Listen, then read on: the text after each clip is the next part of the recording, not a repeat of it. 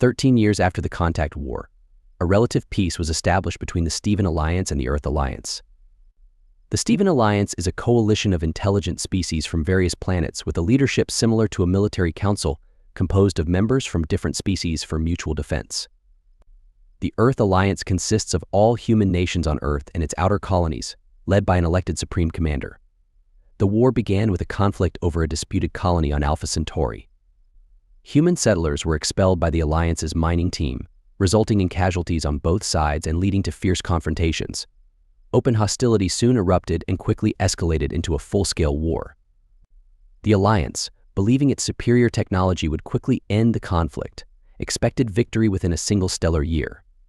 Instead, the war turned into a brutal 133-year struggle, costing countless lives on both sides and leading to the complete destruction of some planets.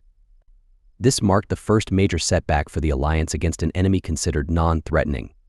Human conventional weapons were so primitive, relying on high-velocity metal projectiles instead of energy beams, and their fleets had limited range. Yet their assaults were relentless. They ambushed Alliance fleets, disrupted supply lines within Alliance territory, and launched seemingly suicidal attacks on orbital platforms and installations, crippling their retrofitting capabilities in the subsequent planetary invasions. Despite being outnumbered and outgunned, the Earth Alliance's forces repeatedly overcame seemingly insurmountable odds. As the war neared the Steven Alliance's homeworld, its leadership decided to seek peace. They ceded several outer colonies to the Earth Alliance and relinquished rights to several mineral and gas extraction stations. In reality, these facilities and planets were so severely damaged that reconstruction costs far exceeded relocating populations to less damaged worlds. The true motive was to placate the Earth Alliance while embedding Alliance advisors within Earth Alliance forces, ostensibly to ensure adherence to the peace agreement, but in fact to act as spies, learning how such an underdeveloped species could foresee and counter the Alliance. Eileen Carlton walked through the corridors of an Earth base. She was an Alliance advisor stationed on the Earth Assault Frigate Sword of Liberty. In many ways, she appeared almost human except for her reverse-jointed limbs and double-fingered hands. Those who noticed her assumed she was engrossed in reading an information packet and quickly disregarded her. Concealing her true intentions was so easy, it was almost laughable. Eileen's species had excellent peripheral vision, allowing her to observe everything around her even while her eyes were focused on the meaningless packet. Uniform insignias, reaction times, any technological devices, she observed everything. But despite being stationed here, she had made no more progress toward her mission than 10 weeks ago. This lack of progress led Eileen to suspect that the humans might be aware of her mission and deliberately misleading her, covering their tracks. Lost in thought and observation, Eileen only noticed someone calling her name when she felt a push. Eileen. She turned and saw the person calling her. Sighing, she greeted, "Aide Tom, is there something you need?" She had no real interest in assisting the short man assigned as her guide. She couldn't pinpoint why she disliked him, even though he was polite and amiable. Perhaps it was the starry-eyed look he gave her, possibly thinking he could attempt to mate with her, a thought that almost made her nauseous. "I was wondering if you'd like to join some other crew members and me for a gathering tonight?" Eileen couldn't help but sigh again as Aide Tom extended another invitation. Since their joint assignment, he seemed to be constantly trying to get her to interact with him and the crew on a personal level. Since it didn't aid her mission, she politely declined each time. "Sorry, Aide Tom, but I'll be busy." Tom appeared disappointed again. "Oh, that's too bad." "Indeed, sorry again, but I must go now." Eileen turned to leave just as Tom began following her. "Engineer Baker received a package he's been expecting from Earth, and sorry again, Aide Tom, but I have urgent work to do." She had no patience to listen to his rambling and tried to leave again. "I just remembered you mentioned wanting to learn about human culture, and Baker received a movie, an excellent example." Eileen stopped and turned. "What is a movie?" Tom sensed an opportunity and said excitedly, "It's a recorded performance used for various purposes, from entertainment to training." "Training?" Eileen paused to think. These movies seemed crucial to human culture and might even be used to convey critical information to a broad audience. On second thought, Aide Tom, she looked at Tom, "My work can wait until tomorrow." "I'd be happy to join you." She smiled at him.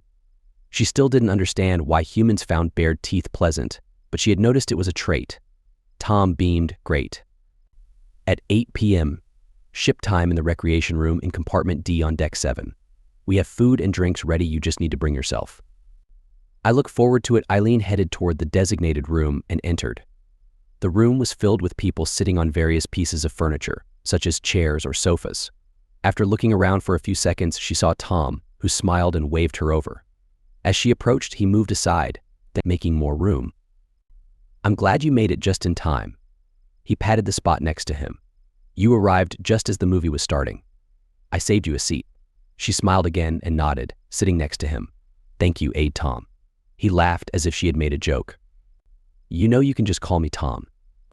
No need to add my title every time. Eileen was about to respond when a crew member stood in front of the audience, who began to cheer and clap. All right, I'm Baker, your host for tonight's movie night. Another round of cheers and applause followed. Enough of that, let's get straight to the movie. The lights dimmed. Eileen tapped her head, activating her hidden recording device. A projection device descended from the ceiling and began displaying images.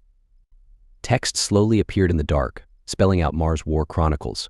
2.5 hours later, the lights came on, and the crowd started to disperse. Tom turned to Eileen. So what did you think? Eileen sat there stunned, processing what she had just seen. Humans with technology far inferior to the present, fighting against a vastly superior enemy.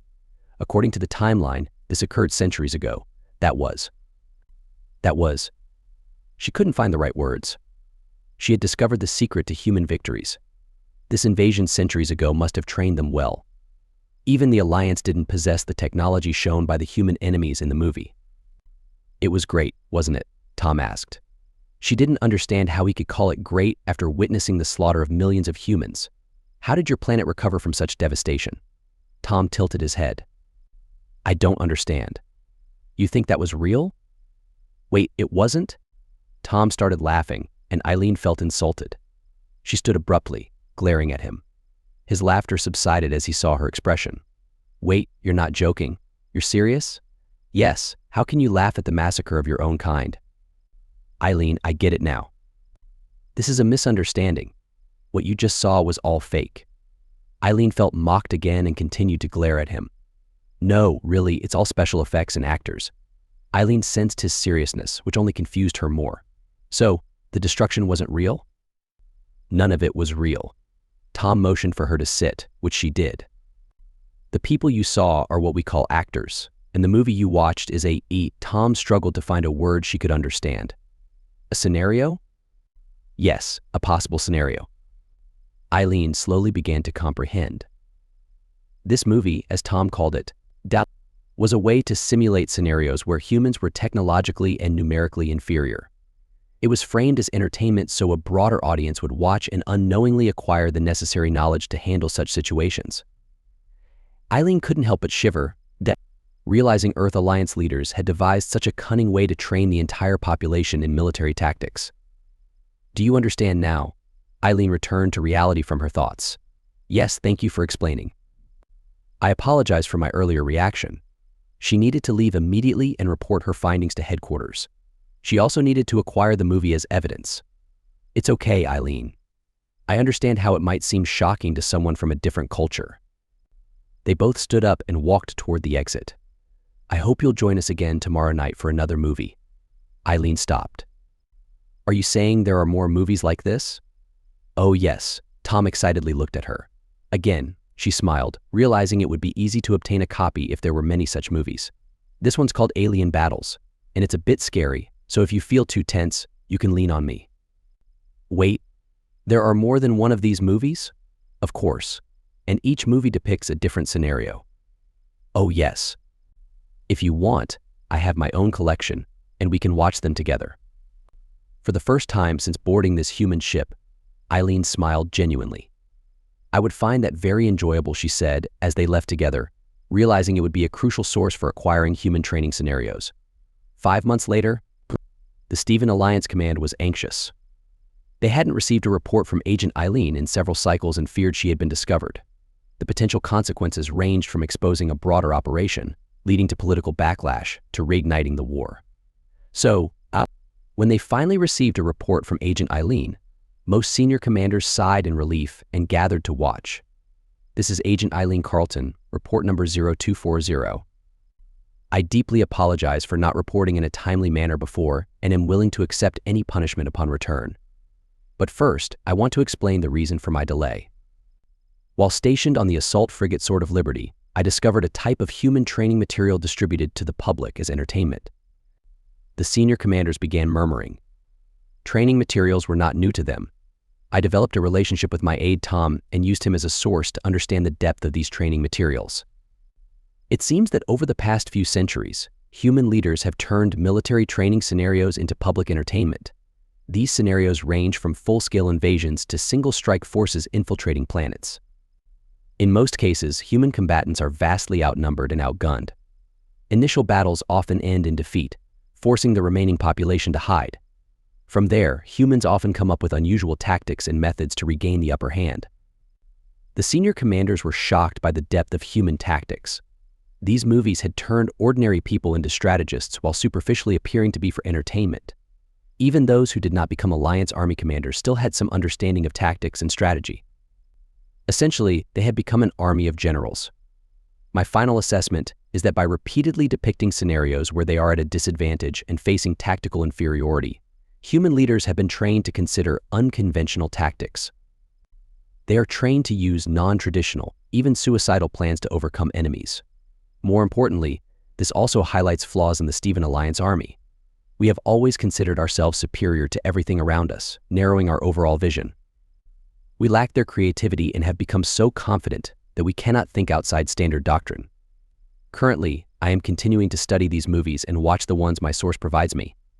As long as we are alone in his room, I will try to obtain as many copies as possible and send them to you. If we are lucky, we can learn from them and adjust for the upcoming war.